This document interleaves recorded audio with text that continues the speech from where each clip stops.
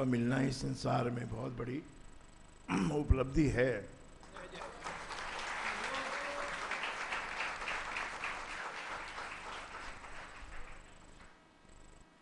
क्योंकि शास्त्र तुमको बहुत कुछ करने को कहते हैं,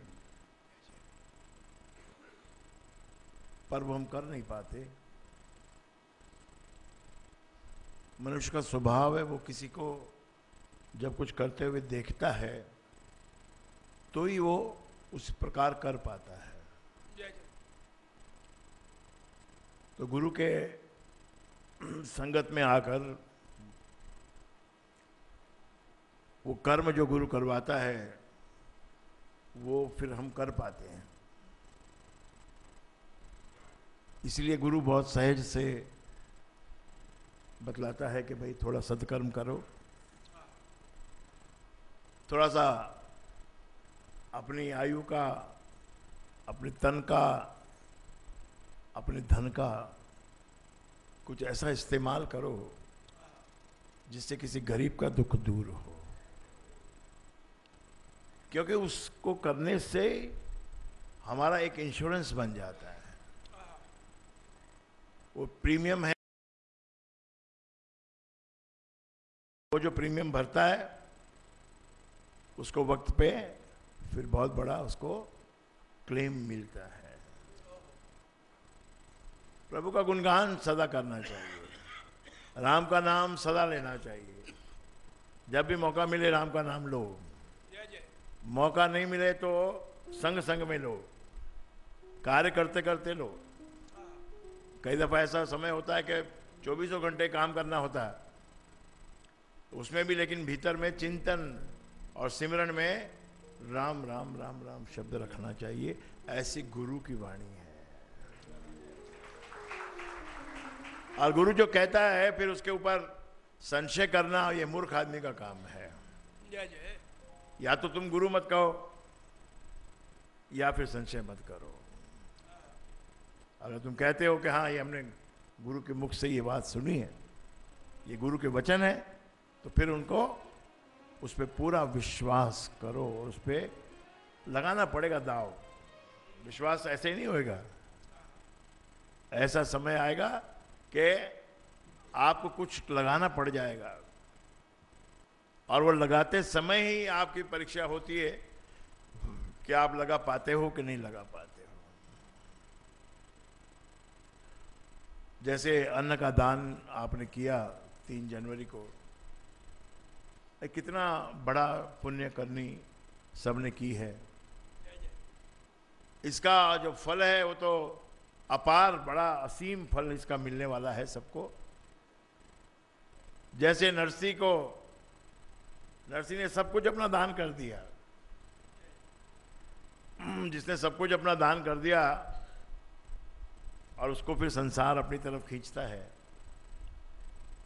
कि भात तो भरना ही पड़ेगा।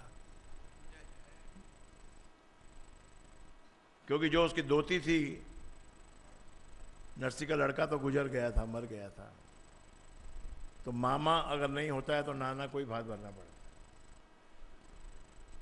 और ये नरसी तो मंदिर में जाके तो केवल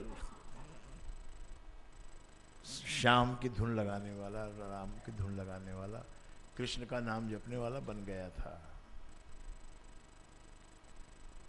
तो ऐसे व्यक्ति के पास कोई पूंजी नहीं होती, कोई खजाना नहीं होता,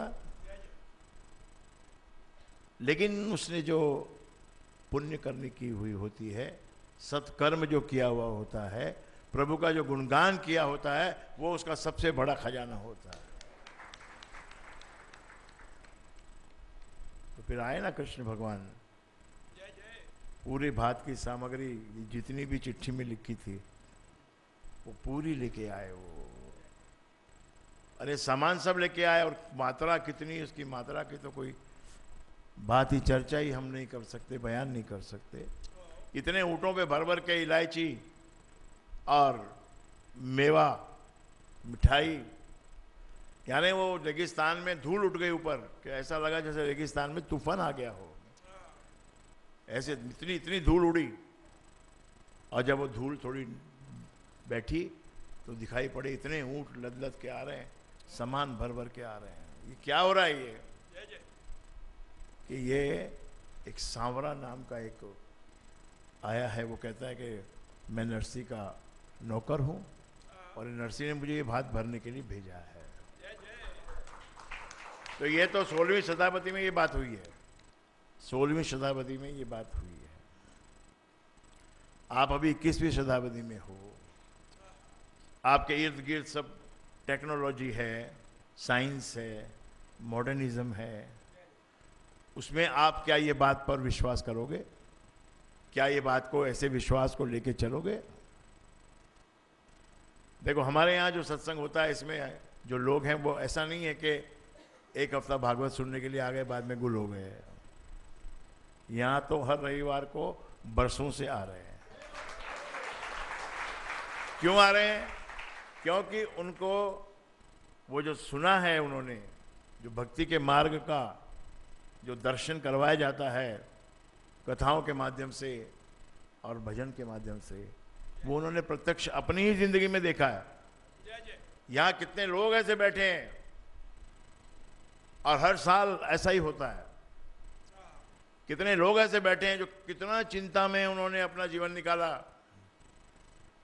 कि कैसे मेरी बेटी का ब्याह होगा, कैसे मेरा भात भरा जाएगा, कैसे बेटी का ब्याह होगा, कैसे भात भरा जाएगा।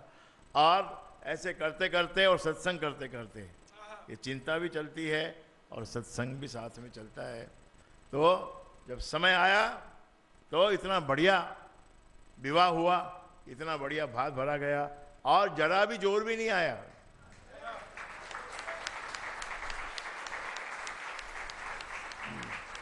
जब भी चिंता करता था तो उस वक्त 200 रुपए की प्लेट थी, जब लड़की पैदा हुई थी तो 100 रुपए की प्लेट थी। प्लेट का मतलब समझ रहे हो ना आप, जो खिलाया जाता है। लड़की जब पैदा हुई तो 100 रुपए में प्लेट मिलती थी शादियों, बड़ी बड़ी शादी में 100 रुपया, थोड़ी बड़ी हुई तो 200 रुपया हो गया। चिंता करते करते 300, 400, 500 रुपया हो गया। और जिस दिन शादी की उस दिन 1200 रुपया प्लेट में आराम से बिल भर के आ गया। बोलो नाम गिनवाऊं, यहाँ देखो ये बैठी है एक बहन, अभी अपनी बेटी की शादी करके आई है, हंसा बहन। और यहाँ करीब करीब जो भी अभी सीनियर सिटीजन हो गए, उन सबके बच्चों की शादी कितनी सुंदर और कितनी बढ़िया हुई है। पुण्य करने का फल मिलता है, पुण्य करने का फल मिलता है, ऐसे समय पर ही मिलता है, ऐसे समय पर मिलता है। तो द्रोइबे की कहानी आपको मैं सुना रहा था पिछली बार। द्रोइबे जहाज ले आया गुलामों का भरा हुआ, अपना माल का जहाज उसने दे दिया। और पिता इतना गुस्सा हुआ क्योंकि सब गुलामों को छोड़ के अपने अपने किनारों पे जाके सबको छोड़ दिया उसने, और खाली जहाज लेके आया। केवल उस जहाज में एक लड़की और उसके साथ में एक उसकी नौकरानी, बुढ़ी नौकरानी। उनको घर लाया अपने, क्योंकि जब उनको पूछा भाई तुमको कहाँ छोड़े, तो उन्होंने कहा हम तो अपना घर छोड़ के आ गए, हमको अपने घर नहीं लौटना है, हमको तो आप जहाँ ले जाओगे हम वहाँ चलेंगे। तो लड़का उसको अपने घर ले आया। बाप ने पूछा क्या भाई कैसे कमाई की, क्या की? बोला कुछ कमाई नहीं हुई है, ये जहाज के बदले जहाज ले आया हूँ और सामान तो दे दिया और सारे गुलामों को छुड़वा दिया। कितना बड़ा काम किया उसने, गुलामों को छुड़वा दिया। यानी एक इंसान जो है, जो जानवर की जिसको ट्रीटमेंट मिल रही है, उसको कोई अपने बल से, अपनी ताकत से, अपने धन से या अपनी बुद्धि से उसको मुक्त करा दे तो वो कितनी बड़ी बात है। आपके पास कभी कभी कोई लाचार व्यक्ति आ जाता है तो आप उसको रास्ता बता सकते हो, अगर आपके पास ज्ञान है तो। आप तो गुरु वाले हो, सत्संग वाले हो, आपको मालूम पड़ जाता है कि ऐसा करने से कि तुम्हारा तेरी जिंदगी संवर जाएगी। तो उसको अपनी बातों से उसको आप पार लगा सकते हो। और धन नहीं है आपके पास तो बातों से पार लगाओ, और धन है तो धन भी दो।